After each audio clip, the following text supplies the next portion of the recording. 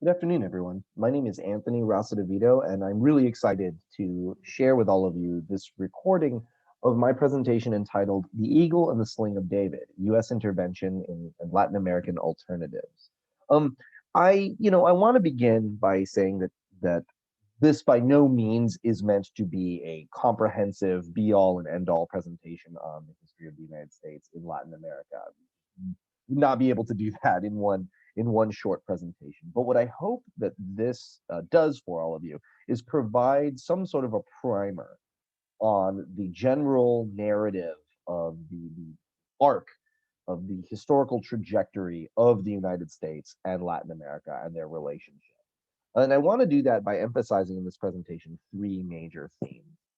The first of all is I would like to, like I said, provide a primer for teaching the history of US Latin American relations with a focus on the Caribbean and Central America, and eventually provide maybe some printed resources that you all could use to reach out to your students to use in your own classroom. I think that this is a sorely undertaught subject, and you can't really understand the history of the evolution of United States foreign policy anywhere in the world, really, without understanding the United States' relationship with Latin America. The second is I would stress that the U.S. Latin American relations have historically this has been an evolutionary process. It's not one sided in many ways. It is a process of conflict and negotiation, but also of dialogue and exchange. That these things aren't one sided. This isn't just a story about sort of the big powerful United States, and what it does in Latin America, and that's all, right? We want to concentrate on the fact that there is constant pushback and resistance on the part of Latin Americans, as well as participation in the United States's political endeavors in Latin America as well. That it's sort of a mixed bag, basically, is what I'm saying. And the third major theme that I really want to stress, and it's where the part of the title comes from, Latin American alternatives, is that many of the interventions that we're going to talk about in a few minutes on the part of the United States, toward Latin America, interventions in Latin America, were usually articulated as some sort of a response to what was going on in Latin America, right? To perceived threats or radical alternative models of development, alternative ways of thinking, alternative forms of social interactions, really coming from Latin America, from below, particularly in non-state, on the part of non-state actors, as well as on the national level, right? Many of these interventions were, you know, due to the United States' foreign policy being threatened by a different vision of what the politics in the hemisphere should be. And I just want you to keep all of that in mind while we move on.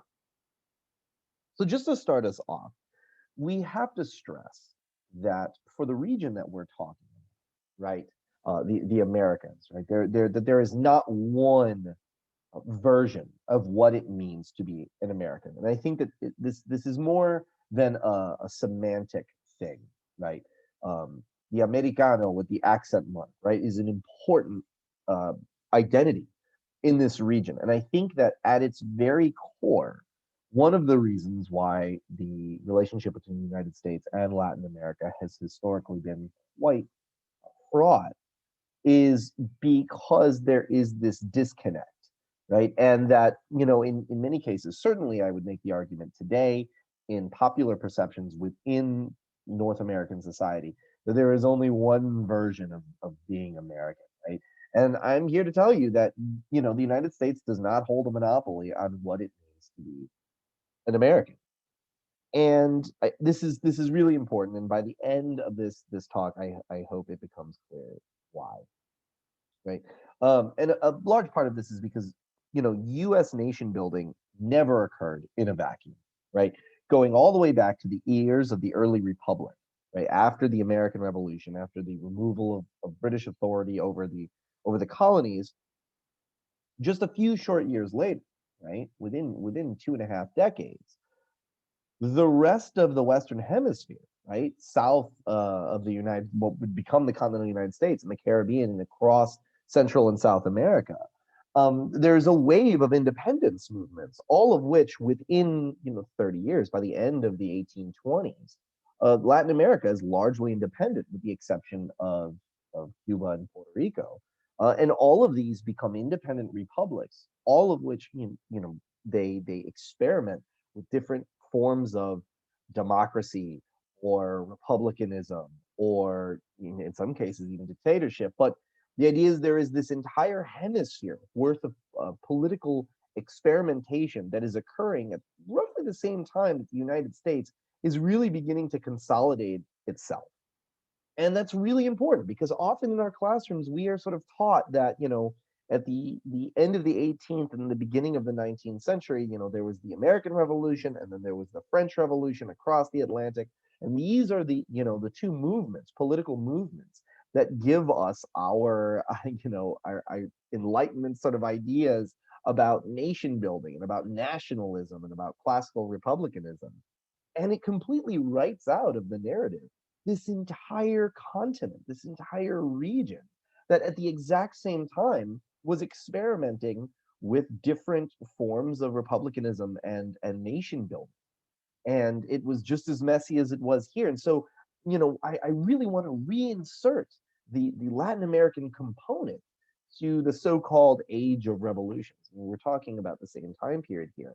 And I really want to put, on an equal footing, the likes of folks like Simon Bolivar, who you see, pictured here, known as the great liberator of South America, and folks like Toussaint Louverture, and these other revolutionary figures in Latin America, on the same footing with the French and American revolutionaries because they were contemporaries and they saw themselves as equal.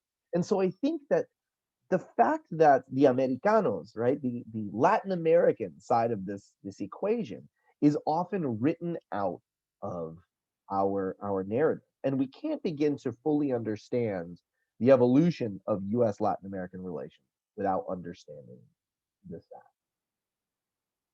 Now I want to zoom in, right, on during this time period on one particular case study for a moment, and that is the case of Haiti. Haiti is very fascinating because Haiti looms large over the story that we're going to unpackage for the rest of this particular presentation for three key reasons. Right, Haiti was the first really independent republic in the region. Right, outside of the United States, it was the first case that we have one of these island nations gaining their independence following the revolution that was triggered in 1791, which was largely a slave rebellion. It's the first, and which brings me to my second, first that Haiti fills in for, is that the Haitian Revolution was the first successful slave rebellion in world history. Right, it is a slave rebellion that not only ended the institution of slavery in the long run, but it was a bloody revolution that also ended French colonial rule in their former colony of Saint-Domingue. But for our purposes here, Haiti also is the first Latin American alternative, the first Caribbean alternative that really makes many of the policymakers in the young North American Republic very, very nervous. Right? The Haitian Republic is the very first case of a revolutionary movement that seizes power that the United States government doesn't particularly agree with in the region. And the precedent that's set by the activity, that by the relationship that is established between the United States and Haiti, it sets a precedent, and that keeps reoccurring. There is this pattern of how the United States deals with these various revolutionary movements and radical alternatives in the region, and they're largely born in the United States' relationship with Haiti. After 1804, when the first Black Republic, as it becomes known, is proclaimed, the United States immediately, it establishes relations with Haiti, but before too long, it imposes sanctions. There's a naval blockade. There's a trade embargo, right, meant to economically strangle the island. These are themes that are going to come up over and over again, and these are actions, right, that are taken regularly certainly in the 20th century, as we will see on the part of the United States. And but why, why, if you think about it, one wonders why little Haiti? Why did this example frighten North American policymakers so much? And the answer is quite simple. When you have a massive slave rebellion that results in the founding of a brand new and independent republic, and just a just a stone's throw away across the Caribbean, you have an agrarian slave owning society in the American South. Haiti looms large, and not just for the United States, but all over the world. The idea of a revolutionary Black republic built by rebellious slaves, it, the United States was in no way interested in allowing that example to stand. So from the very beginning, going all the way back, I want to stress that some of the things that you may have heard about in terms of Latin America and U.S. intervention in Latin America, certainly in the United States, or in the 20th century, I should say, it goes back way further. This is not a Cold War story, is essentially what I'm getting at.